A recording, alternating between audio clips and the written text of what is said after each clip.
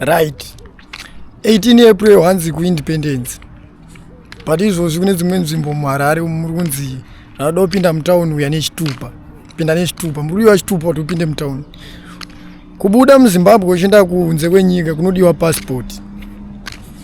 Hanzi ukafira kunze kwenyika kuti bhodhi yako ipinde muZimbabwe. Unobhadhara mari, pane mari yavakuda. Vakatoisa mutemo utotanga kushanda musi wa 1. Saka I don't know kuti independence inenge ichitaurwa apa ndeipi. Apo unotoona vanhu vachitokokwa kuindependence vachitoenda. Unotoshaya zotoiti independence yacho ndeipi. Yemuroti neindependence. Kudemonstrata muri kurambidzwa kupinda mutauni kwakudiwa chitupa. Saka independence yacho muri kunzi itai independence ndeipi.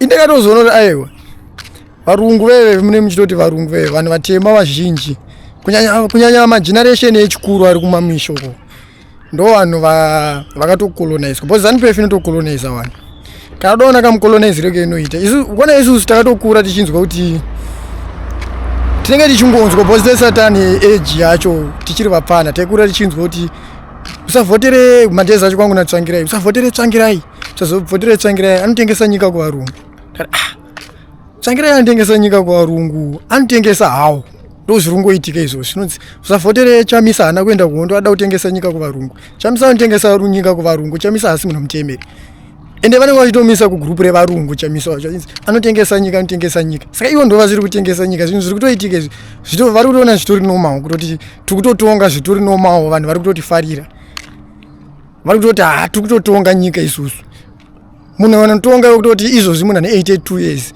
amene ada kuzobva ane makore mangani adatongobva ubva afa ubva ndakatonga nyika kubva kwauyawo mumwe ubva anosiyirawo mu90 ubva afa toramba tichingoenda chingotongwa nema 90 years generation yese iri kumashure haina kana cheiri kuita izvo zviringoita zvemadrugs mutoriro mabrongo ivo vachiti tikugona kutonga nyika unozoti kaZimbabwe kanyika kadiki zvisingaita kaka but ukada kutarisa kuti chii chiri kunyatsoitwa muZimbabwe hapana chikuitwa muZimbabwe vanhu vangori nemari muZimbabwe ndivo vamwe chete hakuna mumwe munhu anoita mari muZimbabwe hautombofa wakaita mari as long ZANU-PF ichitonga ZANU-PF yacho ndakatoti colonize but ndiwo inotoudza vangu kuti musaite zvakati because nhingi anokoloniza vanhu saka vana veZimbabwe ndiri kungoti aiwa ndofunga kwasara 2 days kuti tiende kumachi saka nyaya iri panapa ndeyekuti tiramboshare pfungwa ndine nhamba dzendichakuisirei panopera vhidhiyo iri handiti da kuti musende maaudio ipapo ukasenda audio rako ucharinzwa